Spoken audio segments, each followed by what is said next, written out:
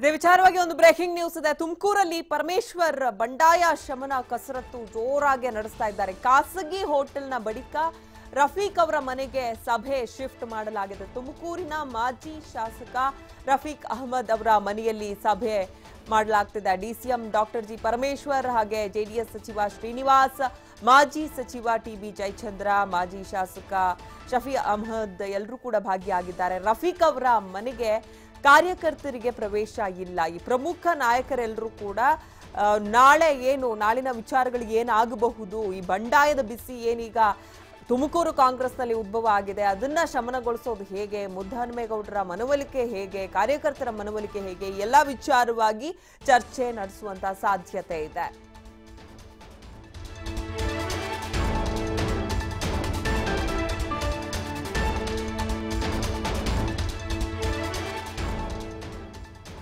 ಈಗಷ್ಟೇ ಮುದ್ದಹನುಮೇಗೌಡರ ಪರವಾಗಿರುವಂತವರ ಮಾತು ಏನು ಅನ್ನೋದನ್ನು ಕೇಳಿದ್ವಿ. ಡಿಸಿಎಂ ಡಾಕ್ಟರ್ ಜಿ ಪರಮೇಶ್ವರ್ ಅವ್ರು ಏನ್ ಹೇಳ್ತಾ ಇದ್ದಾರೆ ಅಂತಾನು ಕೇಳಿದ್ವಿ. ಎಲ್ಲೋ ಒಂದು ಕಡೆ ಒಮ್ಮತ ಮೂಡ್ತಾನೆ ಇಲ್ಲ. ಹಾಲಿ ಸಂಸದರಿಗೆ ಅವಕಾಶ ಕೊಡಬೇಕು ಅಂತ ಅಲ್ಲಿನ ಕಾಂಗ್ರೆಸ್ ಕಾರ್ಯಕರ್ತರು, ನಾಯಕರೆಲ್ಲರೂ ಕೂಡ ಪಟ್ಟು ಹಿಡಿದು ಕೂತಿದ್ದಾರೆ.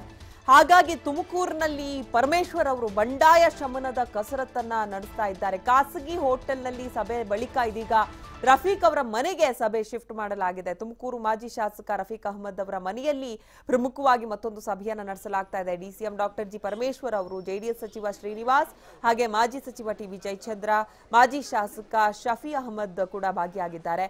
ರಫೀಕ್ ಅವರ ಮನೆಗೆ ಕಾರ್ಯಕರ್ತರಿಗೆ ಯಾರಿಗೂ ಕೂಡ ಪ್ರವೇಶವನ್ನ ಕೊಟ್ಟಿಲ್ಲ. ಇನ್ನು ಈ ಬಗ್ಗೆ ಮತ್ತಷ್ಟು ಮಾಹಿತಿಯನ್ನ ನೀಡ್ತಾರೆ ನಮ್ಮ ಪ್ರತಿನಿಧಿ ಯೋಗೇಶ್. ಎಲ್ಲೋ ಒಂದು ಕಡೆ ಕಾಂಗ್ರೆಸ್ ಕಾರ್ಯಕರ್ತರು, ಇನ್ನೊಂದು ಕಡೆ ಪರಮೇಶ್ವರ್ ಅವರು, ಇವ್ರ ಮಧ್ಯೆ ಒಮ್ಮತ ಮೂಡ್ತಾನೆ ಇಲ್ಲ. ಇವಾಗ ರಫೀಕ್ ಅವರ ಮನೆಯಲ್ಲಿ ಸಭೆ ಅಂತ ಹೇಳಲಾಗ್ತದೆ. ಅಲ್ಲಿ ಏನ್ ಚರ್ಚೆ ಆಗ್ತಾ ಇದೆ, ಯಾರೆಲ್ಲ ಇದ್ದಾರೆ?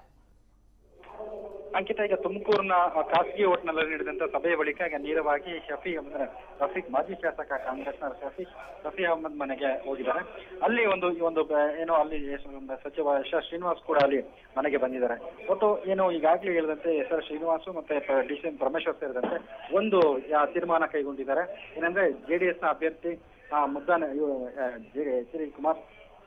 ಎಚ್ ಡಿ ದೇವೇಗೌಡರಿಗೆ ಬೆಂಬಲಿಸಬೇಕು ಅಂತ ಈಗಾಗಲೇ ಆ ಮಾತುಕ ಆಗಿದೆ. ಹಾಗಾಗಿ ಅವರ ಬೆಂಬಲಕ್ಕೆ ಈಗ ನಿಲ್ಲಬೇಕು ಅಂತ ಕೇಳ್ಕೊಂಡಿದ್ರು. ಈಗ ಜಿಲ್ಲೆಯಲ್ಲಿ ಇರ್ತಕ್ಕಂಥ ಭಿನ್ನಮತವನ್ನು ಶಮನಗೊಳಿಸೋದಕ್ಕೆ ಉಭಯ ನಾಯಕರು ಅಂದ್ರೆ ಶ್ರೀನಿವಾಸ್ ಮತ್ತೆ ಡಿಸಿಎಂ ಪರಮೇಶ್ವರ್ ಸಂಪೂರ್ಣವಾಗಿ ಏನು ಎಲ್ಲಾ ಕಾರ್ಯಕರ್ತರ ಮನೆಗೆ ತೆರಳಿ, ಮುಖಂಡರನ್ನ ತೆರಳಿ ಅವರಿಗೆ ಮಾತುಕತೆಯನ್ನು ನಡೆಸುವ ಮೂಲಕ ನಾಳೆ ಏನು ನಾಮಪತ್ರ ಸಲ್ಲಿಸ್ತಾರೆ.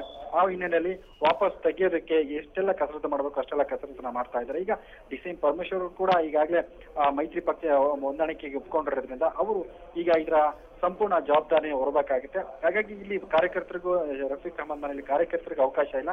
ಒಟ್ಟಾರೆಯಾಗಿ ಇಲ್ಲಿ ದೇವೇಗೌಡರನ್ನ ಎಷ್ಟು ಅಂತರದಿಂದ ಗೆಲ್ಲಿಸಬೇಕು ಅದೆಲ್ಲ ತಂತ್ರಗಾರಿಕೆಯನ್ನ ಈಗ ರಫೀಕ್ ಅಹಮದ್ ಮೇಲೆ ಮಾತುಕತೆ ನಡೀತಾ ಇದೆ. ಅಂಕಿತಾ, ಇನ್ನು ಈ ಎಲ್ಲಾ ಬೆಳವಣಿಗೆಯಿಂದ ಒಂದೊಂದು ಎದ್ದು ಕಾಣ್ತಾ ಇದೆ, ಅದು ಡಿಸಿಎಂ ಪರಮೇಶ್ವರ್ ಅವರ ಅಸಹಾಯಕತೆ. ಈ ಕಡೆ ಕಾಂಗ್ರೆಸ್ಗೂ ಸಪೋರ್ಟ್ ಮಾಡಕ್ ಆಗ್ತಿಲ್ಲ, ಕಾಂಗ್ರೆಸ್ ನಾಯಕರು ಮನವೊಲಿಕೆನೂ ಆಗ್ತಾ ಇಲ್ಲ, ಜೆಡಿಎಸ್ನು ಬಿಟ್ಕೊಡೋದಕ್ಕೆ ಆಗ್ತಾ ಇಲ್ಲ. ಏನಾಗ್ಬೋದು ನಾಳೆ ಹಾಗಾದ್ರೆ?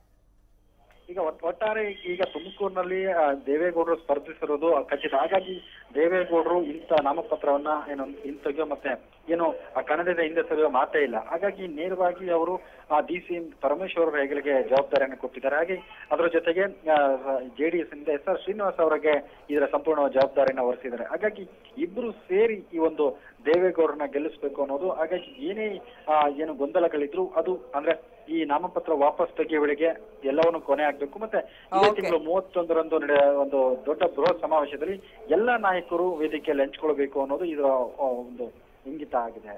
ಧನ್ಯವಾದ ಯೋಗೇಶ್ ತಮ್ಮೆಲ್ಲ ಮಾಹಿತಿಗಾಗಿ.